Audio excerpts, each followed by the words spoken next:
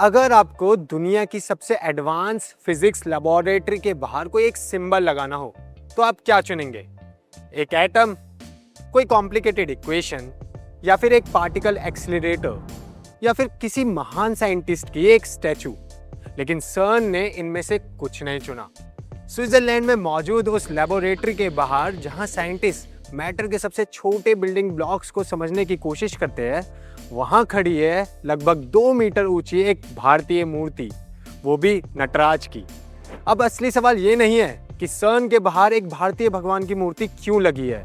असली सवाल ये है कि 1000 साल पुरानी डांसिंग फिगर में मॉडर्न साइंटिस्ट ने ऐसा क्या देखा जो आज भी रेलेवेंट है, क्योंकि नटराज की असली ब्रिलियंस बहुत इंटरेस्टिंग है।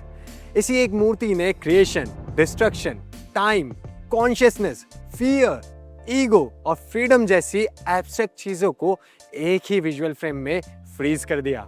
आज फेथ फैक्ट फ्रीक्वेंसी में हम इसी फ्रेम को लेयर बाय लेयर डिकोड करेंगे, तो वीडियो को एंड तक जरूर देखना और हाँ, हिट द सब्सक्राइब बटन।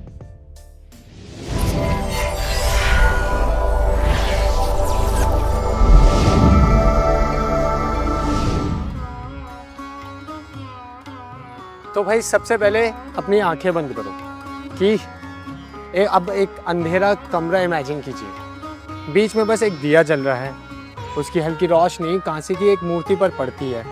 एक फिगर नाच रही है, चारों तरफ आग का घेरा है, बाल हवा में उड़ रहे हैं। एक हाथ में छोटा सा डमरू तो दूसरे हाथ में आग। एक पैर किसी छोटे क्रिएचर को दबाए हुए तो दूसरा पैर हवा में उठा हुआ। लेकिन इस पूरे क्योस के बीच चेहरा बिल्कुल शांत है। यही नटराज का पहला कॉन्ट्राडिक्शन है। बॉडी पूरी मूवमेंट में है, लेकिन फेस पूरी स्टिलनेस में। बाहर ब्रह्मांड बदल रहा है और अंदर कॉन्शियसनेस शांत है। शायद यही इस मूर्ति की पहली टीचिंग है। शांति का मतलब ये नहीं है कि आसपास कुछ नहीं हो रहा। असली शांति वो है जो मूवमेंट के बीच बची रहे।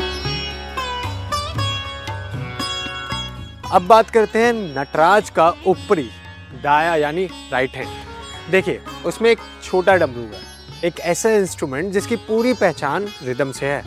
हर बीट के बीच एक साउंड है, एक साइलेंस, और यही रिदम है और यही म्यूजिक बनाती है। और हमारी प्रकृति भी रिदम्स में काम करती है, जैसे दिन और रात, सांस अंदर सांस बाहर, और ऋतुओं का चक्र जैसे summer, autumn, spring, winter. Modern physics भी यूनिवर्स को कंप्लीटली स्टैटिक स्ट्रक्चर की तरह नहीं देखती। मैटर के सबसे छोटे छोटे लेवल पर हमें फील्ड्स, इंटरेक्शन और कांस्टेंट एक्टिविटी दिखाई देती है। स्ट्रिंग थ्योरी जैसे थ्योरेटिकल मॉडल्स इमेजिन करते हैं कि फंडामेंटल रियलिटी के नीचे बेहद छोटे छोटे वाइब्रेटिंग स्ट्रिंग्स हो सकते हैं। जैसे गिटार की एक स्ट्रिंग अलग फ्रीक्वेंसी पर अलग नोट पैदा करती है, वैसे ही ठीक डमरू याद दिलाता है कि क्रिएशन कोई डेड इवेंट नहीं है, वो एक कंटिन्यूअस रिदम है, एक घट रही एक्टिविटी। डमरू की पहली बीट के साथ सृष्टि बनकर खत्म नहीं होगी, वह हर पल बन रही है, आपकी बॉडी में, आपके थॉट्स में और बनते हुए नए ग्रहों में।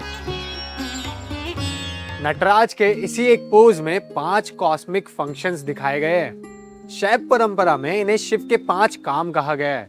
रचना यानी क्रिएशन, रक्षा यानी प्रिजर्वेशन, संहार, छिपाव और मुक्ति। पहले बात करते हैं सृष्टि की यानी क्रिएशन। इसको रिप्रेजेंट करता है डमरू, जिसकी बात हमने अभी थोड़ी देर पहले की। ये वो बीट है जिससे फॉर्म पैदा होती है। दूसरा है रक्षा यानी प्रिजर्वेशन। नीचे वाले दाएं हाथ की अभय मुद्रा, ये खुली हथेली कहती है डरो मत, जो बन गया है उसे कुछ समय संभाल कर रखना ताकि उसे एक्सपीरियंस किया जा सके। तीसरा है संघारक, डिसोल्यूशन। ऊपरी बाएं हाथ में जलती हुई आग। यहाँ डिस्ट्रक्शन कोई विलन नहीं है, क्योंकि विनाश के बिना क्रिएशन इम्पॉसिबल है। एक पुराना तारा खत्म होता है तभी उसके एलिमेंट से नए प्लैनेट्स और हमारे शरीर बनते हैं। हमारे शरीर का कार्बन और आयरन कभी किसी तारे के अंदर बना था, वाइस वर्सा।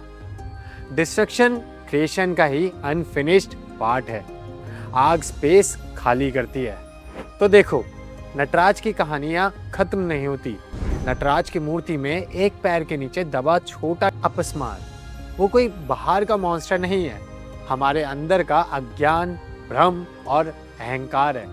वो एक स्टेट है जहाँ इंसान थोड़ी सी इंफॉर्मेशन को पूरा सच समझ लेता है, जैसे कि मुझे सब पता है भाई। अपस्मार केवल जानकारी की कमी नहीं, बल्कि अवेयरनेस का ना होना है। हम जानते हैं कि गुस्सा रिश्ते तोड़ता है, फिर भी बोल देते हैं। हम ये भी जानते हैं कि सब कुछ टेम्पररी है, फिर भी चीजों को पकड़ कर बैठ जाते हैं। और सबसे दिलचस्प बात यह है कि शिव अपस्मार को मारते नहीं, बस उसे दबाकर कंट्रोल में रखते हैं, क्योंकि अज्ञान एक बार में डिलीट होने वाली चीज नहीं है। वो हर नए रिलेशन और सक्सेस के बाद फिर सिर उठाता है। इसलिए अवेयरनेस कोई वन टाइम अचीवमेंट नहीं, डेली प्रैक्टिस है। शिव का पैर याद दिलाता है, अपने अंदर के कंफ्यूजन को डिनाई मत करो, पर उसे लाइफ का स्टीयरिंग व्हील भी मत दो। तो ये बात की थी मैंने छिपाव की, और अब बात करते हैं मुक्ति की। नटराज का नीचे वाला बायां हाथ हवा में उठे पैर की तरफ इशारा करता है। ये मुक्ति का रास्ता है। एक पैर अज्ञान को दबाए है, तो दूसरा पैर जमीन से ऊपर उठ चुका है। एक तरफ वेट, दूसरी तरफ फ्रीडम। तो इससे क्या समझ आ रहा है कि भाई जीवन छोड़कर भागना नहीं है, बस उस चीज से ऊपर उठना है जो नीचे खींच रही है, जैसे कि फियर, ईगो और अटैचमेंट। प्रॉब्लम्स खत्म नहीं होगी, पर वो तय भी नहीं करेगी कि आप कौन हैं। इनके चारों तरफ आग का एक सर्कल है, जो कि मैंने पहले बताया था कि नटराज के चारों तरफ आग है, और वो आग है प्रभा मंडल। ये यूनिवर्स की कांस्टेंट एक्टिविटी का सिंबल है। फायर बदलती है, पर दूर से हमें स्टेबल लगती है। हमारी बॉडी, थॉट और आइडेंटिटी कंटिन्यूसली बदल रही है, फिर भी हम कहते हैं कि मैं वही हूँ। सर्कल में ना कोई स्टार्ट है ना एंड। जैसे बीज से पेड़, पेड़ से फल, फल से बीज, यानी बर्थ, डेवलपमेंट, डिस्ट्रॉय और रीबर्थ। ये सर्कल बताता है कि परिवर्तन ही शाश्वत है। हमारा बड़ा डर डिस्ट्रक्शन का नहीं, चेंज का है। हम चाहते हैं कि सुख रुक जाए और दुख चला जाए, पर सर्कल हमारी इच्छा से नहीं घूमता।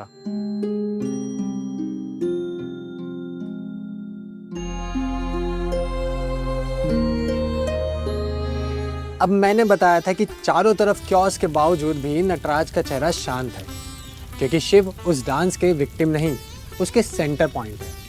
जब हम हर घटना को अपनी आइडेंटिटी बना लेते हैं तो डांस में खो जाते हैं, पर शिव का शांत चेहरा बताता है इवेंट तुमसे गुजर रहा है, इवेंट तुम नहीं हो। शिव के बाल यानी जटाएं हवा में बिखरे हैं। एनर्जी इतनी इंटेंस है कि जटाएं भी मूवमेंट का हिस्सा बन गई है। इन्हीं जटाओं में गंगा है। पौराणिक कथा के अनुसार गंगा के तीव्र वेग को शिव ने अपनी जटाओं में रोका था। ये अनकंट्रोल पावर को कॉन्शियस चैनलाइज करने का सिंबल है। अब हमारी एनर्जी जो एंगर में लगती है, डिजायर में लगती है, एम्बिशन, अपने आप से बुरी नहीं होती। ये सवाल ये है कि वह आपको तोड़ रही है या किसी हायर डायरेक्शन में फ्लो कर रही है। अब नटराज के कानों में दो अलग इयररिंग्स है ना, एक मस्कुलिन और दूसरी फेमिनिन। ये पुरुष और प्रकृति यानी फॉर्मनेस and softness, logic and intuition, stillness and movement के बैलेंस का प्रतीक है।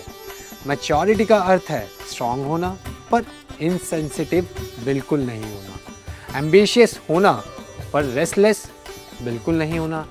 शिव के शरीर पर लिपटा हुआ सांप ट्रांसफॉर्मेशन का सिंबल है। सांप पुरानी स्किन छोड़ता है पर खत्म नहीं होता। वैसे ही हर ट्रांसफॉर्मेशन में आपकी आइडेंटिटी का केवल पुराना वर्जन उतरता है। प्रॉब्लम यह है कि हम नई स्किन चाहते हैं पर पुरानी नहीं छोड़ना चाहते। तो सोचो, इतनी लेयर फिलॉसफी को एक धातु में कैसे ढाला गया।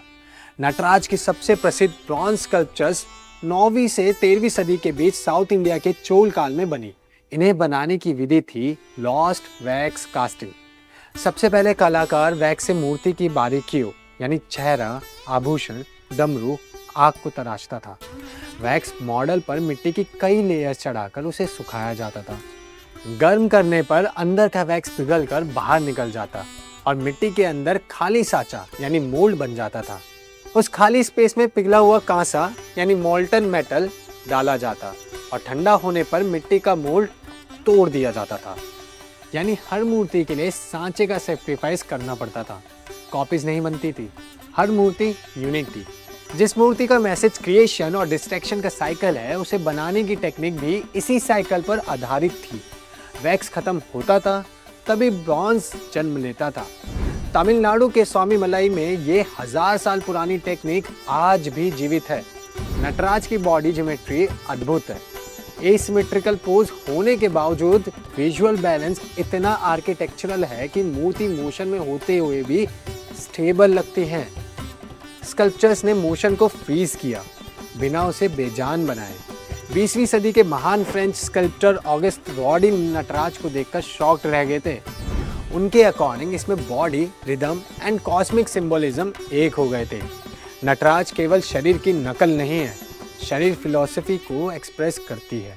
हर जेस्चर एक सेंटेंस है, हर ऑब्जेक्ट एक आइडिया है। 1975 में फिजिस्ट फ्रिट्जोफ कैप्रा ने अपनी book the tau of physics में नटराज के नृत्य और क्वांटम फिजिक्स के बीच एक गहरा रिलेशन दिखाया। सब एटॉमिक लेवल पर मेटल स्टैटिक नहीं है, पार्टिकल्स लगातार बनते, बदलते और डिस्ट्रॉय होते हैं। कैप्रा ने इसे कॉस्मिक डांस कहा। इसी फिलोसफिकल कनेक्शन को सम्मान देने के लिए भारत सरकार ने सर्न को नटराज की मूर्ति गिफ्ट में दे दी थी। जहां साइंटिफिक कॉस्मोस के कंपोनेंट्स की खोज करते थे, वहां ये मूर्ति पूछती थी, ब्रह्मांड सिर्फ किससे बना है? यही नहीं, ये लगातार कैसे बदल रहा है, ये भी सोचिए। और यही ये मूर्ति सोचने के लिए मजबूर करती थी। अब देखिए, इस नृत्य का नाम है आनंद तांडव, पर यह आनंद किसी समस्या मुक्त दुनिया का नहीं है। इसमें आग, विनाश और अज्ञान सब शामिल है। ब्लिस तब आता है जब आप बदलाव से लड़ना बंद कर देते हैं। नटराज का मुख्य संबंध चिदम्बरम मंदिर से है। अब इस शब्द को तोड़ते हैं। चित यानी कॉन्शियसनेस और अम्बरम यानी स्पेस, और ये साथ में मिलकर बनाता है चिदम्बरम यानी चेतना का आकाश। समझ आया? ये वो आंतरिक स्थान है जहाँ विचार और भावनाएं आती जाती है, लेकिन आपकी मूल जागरूकता, जिसे हम आसान भाषा में अवेयरनेस कहते हैं, उन्हें स्थिर होकर देखती रहती है। अब नटराज को देखने का मतलब केवल किसी मूर्ति को पूजना नहीं, जीवन के इस सत्य को स्वीकारना है कि जो बना है वो बदलेगा। लेकिन ये निराशा नहीं, संभावना है। अगर कुछ नहीं बदलता तो ट्रॉमा और असफलता भी परमानेंट होते। चेंज हमें दूसरा मौका देता है। जब लगे कि लाइफ कंट्रोल से बाहर जा रही है, तो नटराज को याद कीजिए। चारों तरफ आग, फिर भी सेंटर शांत है। क्योस को रोका नहीं जा सकता, पर उसके बीच अपना केंद्र बिल्कुल पाया जा सकता है। नटराज ब्रह्मांड का कोई वैज्ञानिक फॉर्मूला नहीं देती, वो एक व्यक्तिगत सवाल पूछती है। जब आपकी दुनिया बदल रही हो, क्या आपके भीतर कुछ ऐसा है जो शांत रह सकता है? शायद इसीलिए 1000 साल पुरानी ये स्कल्पचर किसी म्यूजियम की धूल भरी अलमारी में नहीं, बल्कि दुनिया की सबसे एडवांस फिजिक्स लैबोरेटरी के बाहर खड़ी होकर आज भी हम सबसे कह रही है कि बदलाव से मत डरो, ये अंत नहीं, उसी नाच का हिस्सा है। आपको नटराज की कौन सी लेयर सबसे पावरफुल लगी? उनका डमरू, हाथ की आग, अपसमर या क्योस के बीच उनका शांत चेहरा? तो कमेंट में ज़रूर बताइए। और हाँ, फेथ फैक्ट फ्रीक्वेंसी को इतना प्यार देने के लिए दिल से शुक्रिया। चैनल को सब्सक्राइब करना मत भूलना। जय हिंद।